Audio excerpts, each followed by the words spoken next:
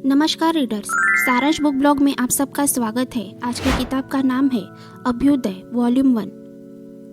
आज जहाँ संपूर्ण देश राममय हो गया है, तो हमने सोचा रामायण से इंस्पायर्ड श्री राम जी के जीवन पर आधारित अभ्युदय वॉल्यूम 1 इस किताब का रिव्यू आपको बताया जाए। अभ्युदय रामकथा पर आधारित हिंदी का पहला और महत्वपूर्ण उपन्यास है। यह 4 भागों में प्रकाशित हुआ था, जिनके नाम क्रमशः दीक्षा, अवसर, संघर्ष की ओर तथा युद्ध है। यह चारों उपन्यास लोकप्रियता के शिखर तक पहुंच चुके हैं। इनका अनुवाद मराठी, उड़िया, कन्नड़, नेपाली इन भाषाओं में हो चुका है। उपन्यास इतना प्रसिद्ध हुआ है कि अनेक नाटक मंडलियों ने इनमें वर्णित बहुत से प्रसंगों का नाट्य रूपांतरण कर प्रस्तुति दी है। अभ्युदय की कथा को पढ़कर आपको ऐसे लगेगा कि आप पहली बार ऐसी राम कथा पढ़ रहे हैं जो तर्कसंगत है। अभ्युदय का विषय पौराणिक कथाओं से इंस्पायर्ड जरूर है, लेकिन यह पूरी तरह से मौलिक उपन्यास है।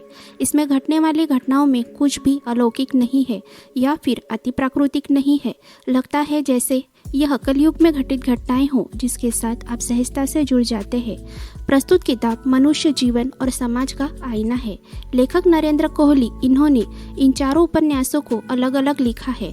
पहले वह संपूर्ण रामकथा एक ही उपन्यास में लिखना चाहते थे, लेकिन उन्हें लगा कि इतनी बड़ी रचना करते समय वह अपने मन को एक ही जगह स्थिर नहीं रख पाएंगे और क्या उनको इतना लंबा जीवन मिलेगा कि वह अपनी यह रचना पूरी कर पाए। इसलिए फिर उन्होंने इसे खंडों में लिखना शुरू किया, ताकि वह पूर्ण उपन्यास नहीं भी लिख पाए तो कम से कम 1 या 2 खंड पूरे तो कर पाएंगे। इस तरह उनकी वह रचना अपने आप में पूर्ण मानी जाएगी। उस रचना को कोई अधूरा नहीं कहेगा। लेखक नरेंद्र कोहली इन्होंने रामायण की कहानी को बहुत ही तार्किक और इंटरेस्टिंग तरीके से बताया है। यह मस्ट रीडेबल बुक है। उन्होंने प्रत्येक व्यक्ति के मानवीय व्यवहार को सखोलता से समझा है। उन्होंने कहानी पर अपनी अच्छी पकड़ बनाए रखी है, स्पेशली जब कहानी का नायक पूजनीय हो। इस बेहतरीन उपन्यास के लेखक है नरेंद्र कोहली, प्रकाशक है डायमंड पॉकेट बुक्स, पृष्ठ संख्या है 702, उपलब्ध है अमेज़न पर। अभ्युदय 1975 में लिखा गया है और हिंदी के क्लासिक उपन्यासों में शामिल है।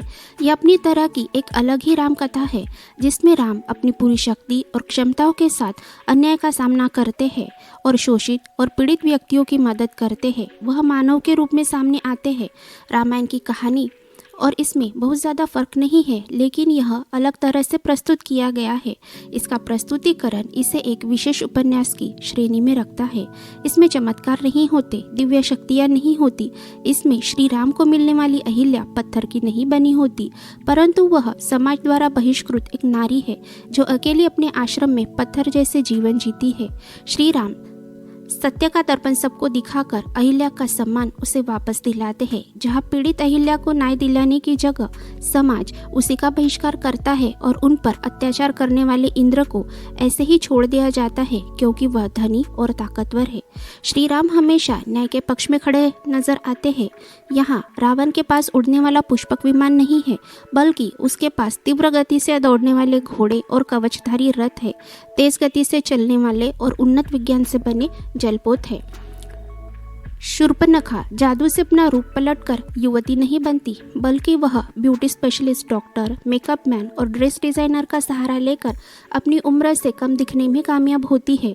मन में यह ख्याल आता है कि वनवास के दौरान श्री राम जी एक ही जगह क्यों नहीं रहे, क्यों वह संपूर्ण जम्बू द्वीप पर यात्रा करते रहे, क्योंकि महर्षि विश्वामित्र चाहते थे कि श्री राम जी राजा बनकर सुख संपन्नता के साथ अपना जीवन यापन ही न करते रहे।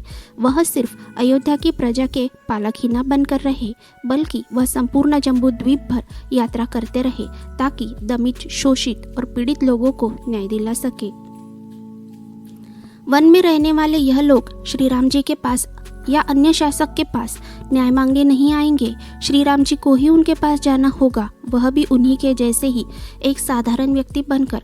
तभी वह उन्हें अपना समझकर अपनी पीड़ा उनके साथ बांटेंगे।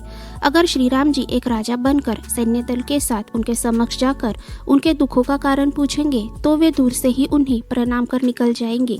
विश्वामित्र जी चाहते थे कि श्री राम सिर्फ अयोध्या के लोगों का दुख दूर कर उनका जीवन स्तर ऊंचा उठाने में ही मदद ना करे, बल्कि अयोध्या के बाहर जंगलों और वनों में बसे पीड़ित और शोषित लोगों को संगठित करे। सके, उनमें अन्याय के खिलाफ जागरूकता लाए, उनको खुद के लिए संघर्ष करने की प्रेरणा दे।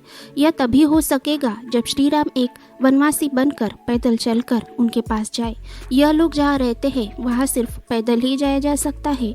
अगर इन जगहों पर सैनिक अभियान चलाया जाए तो जंगल के जंगल नष्ट हो जाएंगे और जंगल पर निर्भर यह लोग और परेशान हो जाएंगे। वनवास के दौरान श्री राम जी अपने साथ शस्त्रागार लेकर चलते हैं ताकि वह वनवासी लोगों की अन्याय के खिलाफ मदद कर सके, जैसा कि महर्षि विश्वामित्र ने उनसे वचन लिया था। उनके वचन की पूर्तता चित्रकूट पर्वत पर निवास के दौरान होती है, जहाँ उद्घोष, मुखर, सुमेधा, उसका पिता झिंगुर, इनको संगठित कर तुम्बरन रूपी दास प्रथा के खिलाफ संघर्ष किया जाता है और विजय पाई जाती है। श्री राम जी को जब उनकी माता कैकेयी वनवास जाने का आदेश देती है तो ऐसा नहीं कि बस वे आदेश पाते ही वल्कल धारण कर वनवास चल दिए, बल्कि उसके पहले वह अयोध्या के लोगों की और अपनी माताओं कौशल्या और सुमित्रा के सुरक्षा का भी पुख्ता इंतजाम कर जाते हैं। जब वह सीता माता से विवाह कर अयोध्या वापस आते हैं तो अयोध्या में बिगड़ी हुई परिस्थितियों को ठीक करने के लिए बहुत सारा काम करते हैं, क्योंकि उन्हें अयोध्या के राजतंत्र में अनेक खामियां दिखाई देने लगी थी, जैसे अव्यवस्था, अज्ञान और असावधानी, स्वार्थ और कहीं कहीं अत्याचार भी। वे मानते थे कि सब मनुष्य समान है। जो इसका स्वीकार नहीं करता वह प्रकृति के सत्य का विरोध करता है। इन सारी परिस्थितियों को सुधारने के लिए वह अयोध्या के नवयुवकों के ग्रुप बनाते हैं, उनको अलग अलग काम सौंपते हैं। वह एनजीओ चलाते हैं। वह जाने के पहले सुयज्ञों को कुछ धन देकर जाते हैं ताकि उनके अधीन कर्मचारियों का और इन सामाजिक संस्थाओं का खर्च चल सके। वह वन तो जा रहे हैं, लेकिन अयोध्या की हर खबर वक्त पर उन तक पहुंच जाए इसका इंतजाम करके जाते हैं, ताकि वक्त रहते लक्ष्मण जी को अयोध्या वापस भेजा जा सके। अब श्री राम जी को अयोध्या और उसमें बसे लोगों के सुरक्षा की इतनी चिंता क्यों, जबकि महाराज दशरथ अभी भी राजा के पद पर आसीन है? लेकिन यह सच्चाई नहीं, क्योंकि श्री राम जी के वनवास जाते ही भरत अयोध्या के नए राजा होंगे। श्री राम भरत को तो जानते हैं, लेकिन राजा बने भरत को नहीं। अगर उन्होंने भी राजा बनने के बाद अपना पहला स्वभाव छोड़ दिया तो, जैसा कैकेयी ने छोड़ा है, राजा बनने के बाद उन्होंने अयोध्या के प्रजा को प्रताड़ित किया तो भरत का शासन उलटने में यही इंतजाम काम आएंगे। इसीलिए श्री राम जी कुछ महीनों के लिए चित्रकूट पर्वत पर रहते हैं, ताकि अयोध्या से रिलेटेड कोई भी खबर उन तक जल्द से जल्द पहुंच जाए। इसके लिए वह अयोध्या से चित्रकूट पर्वत तक एक एक पड़ाव चुनते हैं, जैसे सरयू पार करते ही त्रिजट का आश्रम, त्रिजट के आश्रम से श्रृंगवेरपुर में निषादराज गुह का राज्य, उसके बाद भरद्वाज का आश्रम और भरद्वाज आश्रम के बाद चित्रकूट पर्वत स्थित महर्षि वाल्मीकि का आश्रम और आखिरी पड़ाव दंडकारण्य। विश्वामित्र के सिद्धाश्रम में राक्षस आए दिन हमला करते रहते हैं, आश्रम के लोगों पर अत्याचार करते हैं। आश्रम के लोग विश्वामित्र की ओर एक आशा की दृष्टि से देखते हैं कि वह इन राक्षसों के उत्पात से उनको छुटकारा दिलाएंगे, क्योंकि वह ब्रह्म ऋषि बनने के पहले एक योद्धा थे, एक राजा थे। वे शस्त्र उठाकर उनका निपात करेंगे और अभी तो उनके पास अनेक दिव्यास्त्र भी है, तो क्यों नहीं वे इन राक्षसों को सबक सिखाते हैं। पर वे लोग यह नहीं जानते कि वे मन की शक्ति से दिव्यास्त्र तो प्राप्त कर सकते हैं, लेकिन दिव्यास्त्र चलाने के लिए उनके पास शारीरिक बल नहीं। ब्रह्म ऋषि बनने के बाद उनका शारीरिक बल कम हो गया है। आश्रम में हुए अत्याचार को रोकने के लिए, इस अन्याय के खिलाफ लड़ने के लिए महर्षि विश्वामित्र अपने आश्रम के लोगों को आसपास के गांव में भेजते हैं, ताकि उन लोगों को संगठित कर राक्षसों के खिलाफ लड़ा जा सके। लेकिन लोग राक्षसों का नाम सुनते ही डर से कांपने लगते हैं।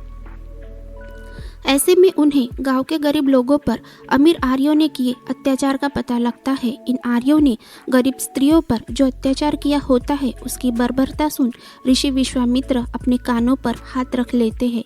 अत्याचार करने वाले लोग राक्षसों से मिले हुए हैं।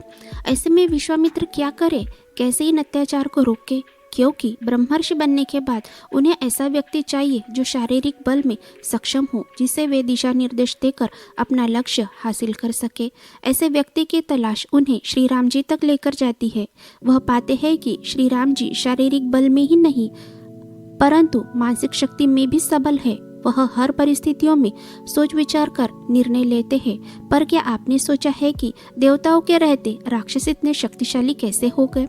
सतयुग खत्म होने के साथ ही देवताओं का बल भी खत्म हो गया था। उन्होंने उनके उन्नत विज्ञान के कारण बहुत ज्यादा पैसा, शक्ति, सत्ता प्राप्त कर ली थी। इसका परिणाम यह हुआ कि वे लोग पूरी तरह से निश्चित होकर विलास में डूब गए। इस कारण राक्षसों को अपना बल बढ़ाने का मौका मिला। यह लोग देवताओं के जैसे साइंस और टेक्नोलॉजी में महारत तो हासिल नहीं कर सके, लेकिन उन्होंने अस्त्र शस्त्र के बल को बढ़ाया। वे लोग संगठित है। अब इनके साथ रावण जैसा पराक्रमी नेता भी मिल गया है। रावण भूगोल के सुविधाओं को समझता है। उसके पास जल सेना है, उन्नत ज्ञान से बने जलपोत है, जो किसी भी आर्य सम्राट के पास नहीं। आर्यावर्त के किसी भी राजा को इसका एहसास तक नहीं कि वह कितने असुरक्षित है, क्योंकि दक्षिण की तरफ कोई भी शक्तिशाली राजा नहीं जो उसे रोक सके। वहाँ के निवासी अर्ध विकसित जाति है। उनको शस्त्र क्या होते हैं पता ही नहीं। वे रावण की सशस्त्र और सुशिक्षित सेना को कैसे रोक पाएगी? दक्षिण की तरफ सिर्फ एक बाली है, लेकिन वह रावण का मित्र है। सिर्फ आर्यों के राज्यों को छोड़कर संपूर्ण जम्बूद्वीप पर राक्षसों का आतंक फैला है।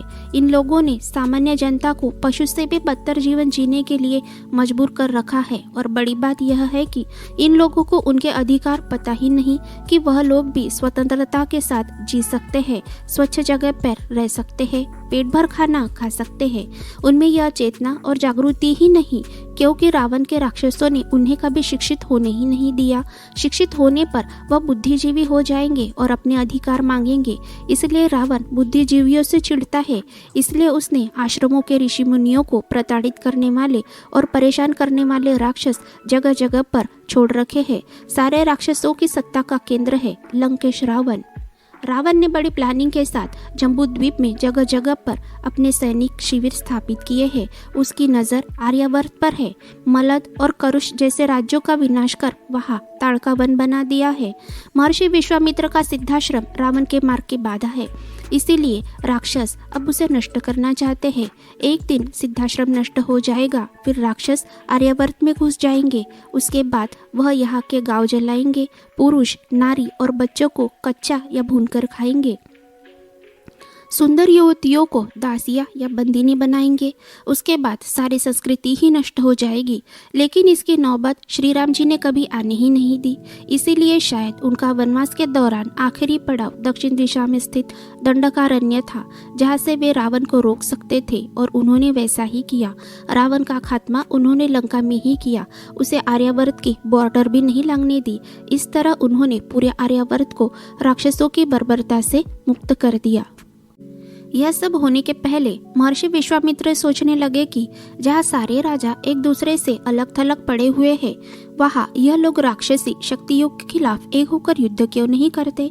राक्षसों के पास अनेक दिव्यास्त्र थे, जबकि एक भी आर्य राजा के पास कोई भी दिव्यास्त्र नहीं थे। और जिन ऋषि मुनियों के पास यह दिव्यास्त्र है, उनको उनके लिए कोई सुपात्र व्यक्ति ही नहीं मिल रहा, तथा वह अपने इस ज्ञान के साथ ही स्वर्ग सिधार रहे हैं। आर्य राजा भी राजमहल में पड़े पड़े विलासी और कोमल हो गए थे। चक्रवर्ती सम्राट कहे जाने वाले महाराज दशरथ ने भी कभी सागर पार कर किष्किंधा तक भी पहुंचने का कष्ट नहीं उठाया था। आर्य राजाओं में अभी न्याय, साहस और राजनीतिक सूझबूझ नहीं रह गई थी। उनका शासन तंत्र ढीला हो गया था। परिणाम, उनके शत्रु सिर उठाने लगे थे। इन सबको रोकने के लिए अगर कोई कुछ नहीं करता है तो महर्षि विश्वामित्र को ही कुछ करना पड़ेगा। इसी विचारों की उधेड़-बुन उन्हें श्री राम तक पहुंचाती है। श्री राम विश्वामित्र की हर कसौटी पर खरे उतरते हैं।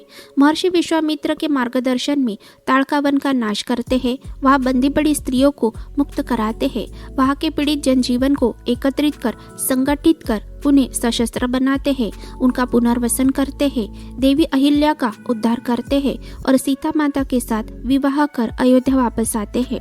इधर महाराज दशरथ महारानी कैकेयी के बढ़ते शक्ति के कारण खुद को असुरक्षित मानते हैं। इसके चलते वह श्री राम जी का जल्द से जल्द राज्याभिषेक करवाना चाहते हैं, क्योंकि उन्हें पता है कि संपूर्ण अयोध्या में सिर्फ श्री राम जी के अलावा उनकी कोई सुरक्षा नहीं कर सकता। लेकिन राज्याभिषेक का पता कैकेयी को लग जाता है। उनका गुस्सा प्रतिशोध के रूप में महाराज पर राम के वनवास के रूप में टूट पड़ता है। श्री राम वनवासी हो जाते हैं। महाराज दशरथ की इस मानसिक स्थिति के लिए कौन सी राजनीतिक घटनाएं जिम्मेदार है और इन पर उनकी क्या प्रतिक्रियाएं होती है, यह आप किताब में जरूर पढ़ें। चित्रकूट में रहते हुए श्री राम जी के मार्गदर्शन में आसपास के गांव के लोग संगठित और जागरूक होकर राक्षस तुम्बरन के आतंक का अंत कर देते हैं। इस जन जागृति में शामिल है उद्घोष, जो सबका मुखिया है, जिसने स्वतंत्रता से जीने के लिए और सक्षम बनने के लिए श्री राम जी की मदद मांगी। श्री राम जी, लक्ष्मण और सीता जी ने भी उनकी पूरी तरह मदद की। उद्घोष के साथ सुमेधा का पिता झिंगुर भी अब श्री राम जी के उद्देश्यों को आगे बढ़ाएंगे और चित्रकूट में अन्याय के खिलाफ अपनी लड़ाई जारी रखेंगे। वैसे भी भरत का लक्ष्य अब श्री राम जी के समक्ष स्पष्ट हो गया है। अयोध्या भरत के हाथों सुरक्षित है। अब श्री राम जी चित्रकूट पर्वत छोड़ सकते हैं। वह वहां का आश्रम इन लोगों के हाथों सौंप दंडकारण्य की ओर निकल पड़ते हैं, जैसा कि अयोध्या में ही तय हुआ था। कैकेयी की आज्ञा दंडकारण्य में जाने की थी। अपने इस यात्रा में वह रुक रुक कर ऋषि मुनियों, जनसाधारण के जीवन से परिचय प्राप्त करते हुए, उनकी कठिनाइयों को देखते हुए, उनके साथ समय बिताते हुए और उनकी मदद करते हुए आगे बढ़ना चाहते थे। दंडकारण्य में भी राक्षसों का आतंक छाया हुआ है। वह जिसे चाहे उसे परेशान करते हैं, उन्हें शारीरिक और मानसिक नुकसान पहुंचाते हैं।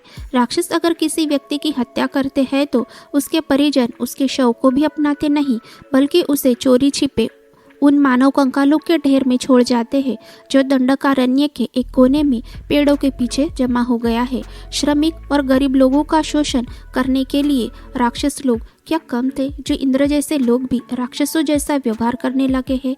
यह सब देखकर दंडकारण्य में स्थापित आश्रमों के ऋषि मुनि और बुद्धिजीवियों का खून नहीं खौलता, बल्कि वह तो दंडकारण्य में वास्तव्य करने आए श्री राम जी से दूर रहना चाहते हैं। क्योंकि श्री राम जी शस्त्रधारी है और जिनके पास शस्त्र है, राक्षस उनको अपना शत्रु मानते हैं।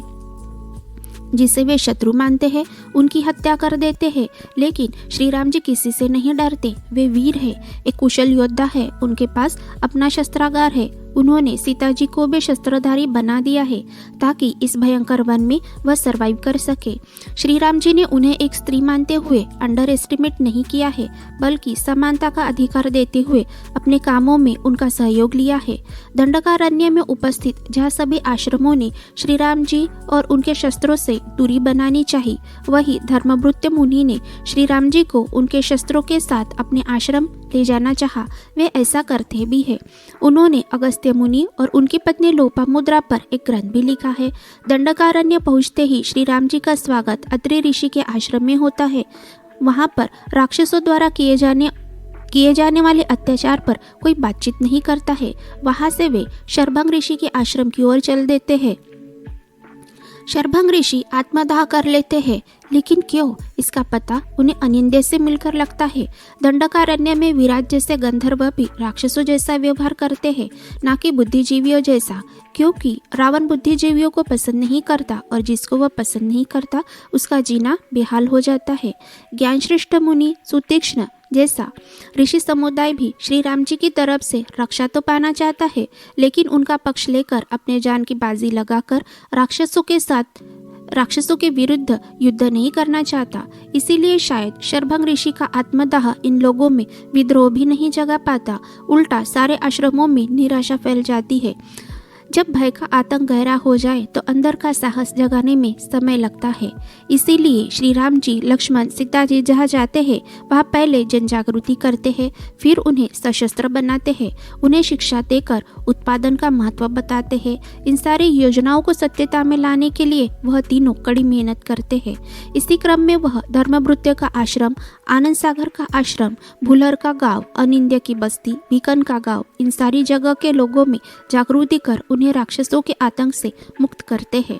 धर्मभृत्य के आश्रम में रहते हुए उन्हें खान में काम करने वाले अनिंद्य और बाकी कामगारों के बारे में पता चलता है। वे लोग दशकों से पीड़ित और शोषित हैं। यह लोग जिन खानों में काम करते हैं उनके मालिक देव और राक्षस दोनों ही हैं। यूँ तो इनमें बड़ा बैर है, लेकिन बात जहाँ सामान्य लोगों के शोषण की आती है तो यह लोग एक हो जाते हैं। जब राक्षस उन्हें पीड़ित करते हैं तो इंद्र जैसे धनी लोग विरोध करने वालों को खरीद लेते हैं, जबकि शर्बंग ऋषि को लगता है कि शोषितों को न्याय दिलाने में इंद्र जैसे लोग उनकी मदद करेंगे, पर वह इंद्र के व्यवहार से टूट जाते हैं, इसीलिए आत्मदाह कर बैठते हैं। खान में काम करने वाले लोगों के लिए आवाज उठाने वाले मांडकर्णी को भी खान मालिक खरीद लेते हैं। परिणाम इन कामगारों का और शोषण होता है। पर परिस्थितियां श्री राम जी के आने के बाद बदल जाती है। श्री राम जी उनको छोटी मोटी विजय नहीं दिलाते, बल्कि उनको और उनके क्षेत्र को राक्षसों से पूरी तरह मुक्त कराते हैं। उन लोगों को पूरी तरह आत्मनिर्भर बनाते हैं। इसमें लक्ष्मण जी, सीता जी और मुखर का मुख्य योगदान होता है। इन्हीं लोगों की सैनिक टुकड़ियां दंडकारण्य के युद्ध में उनकी मदद करती है, खर और दूषण के खिलाफ। हर एक गांव को आत्मनिर्भर बनाने के लिए श्री राम जी कौन कौन सी योजनाएं बनाते हैं, उनको कार्यान्वित कैसे करते हैं, यह तो आपको किताब पढ़कर ही समझना होगा। किताब खरीदना चाहते हैं तो उसका लिंक डिस्क्रिप्शन बॉक्स में दिया है। धर्मभृत्य के लिखे ग्रंथ से ऋषि अगस्त्य के चरित्र के दर्शन होते हैं। वे बुद्धिजीवी होते हुए भी शस्त्र धारण करते हैं, युद्ध करते हैं, समुद्र में नाव चलाने के महत्व को जानते हैं, जबकि बाकी की सामान्य जनता समुद्र को देवता मान उस पर सफर करने से डरती है। वह आर्य और वानरों के बीच की कड़ी है। उनकी ही कहानी में मूर्तु नाम का युवक है। मूर्तु आज के जमाने में उन युवाओं का प्रतिनिधित्व करता है जो छोटे से गांव से शिक्षा प्राप्त करने विदेश जाते हैं। वहाँ के उन्नत परिवेश का उन पर इतना प्रभाव पड़ता है कि जब वे अपने गांव लौटकर आते हैं तो उन्हें अपने ही लोग, फुहड़ और सुविधाएं पिछड़ी हुई लगती है। वह इन परिस्थितियों में एडजस्ट नहीं कर पाते। अपने ज्ञान का उपयोग अपने देश अथवा स्थान को उन्नत करने के बजाय वे वापस अपने संसार में लौट जाते हैं। दंडकारण्य में गोदावरी के उस पार जनस्थान है, जहाँ की स्वामिनी शूर्पणखा है। वहाँ के सेनापति उसके भाई खर और दूषण है। वहाँ लंका की सेना है। ऋषि अगस्त्य जानते हैं कि दंडकारण्य श्री राम, लक्ष्मण और सीता जी के लिए जोखिम भरा स्थान है। फिर भी वह श्री राम और लक्ष्मण के शौर्य को देखते हुए उन्हें वहाँ भेजते हैं। यहीं पर इन तीनों की मुलाकात जटायु से होती है। जटायु महाराज दशरथ के मित्र है और अब बूढ़े हो चुके हैं। मुखर भी इन्हीं के साथ है। दंडकारण्य में श्री राम जी का आश्रम जहाँ है, वहाँ और उसके आसपास के गांव में राक्षसों का बहुत उत्पात है। इन सब का सामना श्री राम जी की जनसेना वाहिनी करती है। श्री राम जी के शौर्य की खबर शूर्पणखा तक पहुँचती है। वह स्वभाव से पूरी तरह अपने भाई रावण के जैसी है। वह श्री राम जी और लक्ष्मण जी को हासिल करना चाहती है। जब वह इसमें असफल होती है तो खर और दूषण को भड़काकर उन्हें आक्रमण करने के लिए मजबूर कर देती है। वह दोनों 14,000 सैनिकों के साथ श्री राम जी के आश्रम पर हमला कर देते हैं। श्री राम भी अपनी जनसेना वाहिनी के साथ युद्ध के लिए तैयार है, क्योंकि मुखर ने संचार व्यवस्था ही इतनी अच्छी बना रखी है कि प्रत्येक जगह के हलचल की खबर उन तक पहुंचती है। श्री राम जी फिर अपना व्यू रचते हैं। कौन से युद्ध को कैसे लड़ा जाए इसका निर्णय लेते हैं। इस बार भी वैसा ही होता है। खर और दूषण मारे जाते हैं। उनकी संपूर्ण सेना धराशायी हो जाती है। शूर्पणखा जनस्थान छोड़कर लंका भाग जाती है। इसमें मणि और वज्रा मदद करती है, जो शूर्पणखा द्वारा पीड़ित दासियां है। जनस्थान राक्षस मुक्त हो जाता है। इस भाग में लेखक ने शूर्पणखा के लहरी स्वभाव का श्री राम जी के साथ लड़े गए खर और दूषण के युद्ध का वर्णन बहुत ही खूबसूरती से किया है। जरूर पढ़िएगा। लंका जाने के बाद वह रावण को उकसाकर सीता जी के हरण के लिए उसे तैयार करती है। रावण अपनी योजना बनाकर उनका अपहरण करता है। इसमें मारीच कोई सोने का हिरण नहीं बनता, तो फिर कैसे वह श्री राम जी को आश्रम से दूर ले जाने में सफल होता है। एक अलग ही दृष्टिकोण से इस वाकया को बयां किया गया है। खैर, शूर्पणखा सोचती है कि रावण एक स्त्रीलोलुप व्यक्ति है। सीता के सौंदर्य का वर्णन सुनकर वह उसका अपहरण जरूर करेगा। फिर श्री राम और उसका युद्ध होगा। युद्ध में श्री राम और लक्ष्मण मारे गए। तो उसका प्रतिशोध पूर्ण होगा। अगर रावण मारा गया तो भी उसका प्रतिशोध पूर्ण होगा, क्योंकि रावण ने उसी के सामने उसके पति की हत्या की थी। अच्छी चिकित्सा के अभाव में उसका पुत्र भी अब इस दुनिया में नहीं रहा। ऐसे में वह रावण को माफ नहीं कर पाई। लेकिन सीता का अपहरण होने के बाद मंदोदरी की वजह से सारी परिस्थितियां बदल जाती है। फिर भी अपने भाई के स्वभाव को जानते हुए शूर्पणखा को लगता है कि रावण सिर्फ सीता की ही बात मानेगा। हो सकता है कि सीता के कहने पर रावण उसे मरवा दे। यह सोचकर वह घबरा जाती है। अब वह त्रिजटा को सीता के पास रखकर यह विश्वास दिलाना चाहती है कि श्री राम उसे छुड़ाने अवश्य आएंगे। वह अपने निर्णय पर कायम रहे। इसके बाद की कहानी वॉल्यूम 2 में दी है। उसका भी रिव्यू और सारांश हम जल्दी ही लेकर आ रहे हैं। लेखक की जानकारी भी उसी में बताएंगे, उसे भी देखिएगा जरूर। तब तक पढ़ते रहिए, खुशहाल रहिए। श्री राम जी को मन में बसाने के लिए ईर्ष्या, क्रोध, मत्सर, अहंकार रूपी रावण को बाहर निकालना होगा। राम रूपी प्रेम, करुणा, सद्भाव, सब लोगों के प्रति संभाव मन में बसाना होगा। तभी हम सच में श्री राम जी को पा सकेंगे। मिलते हैं और एक नई किताब के साथ। तब तक के लिए धन्यवाद।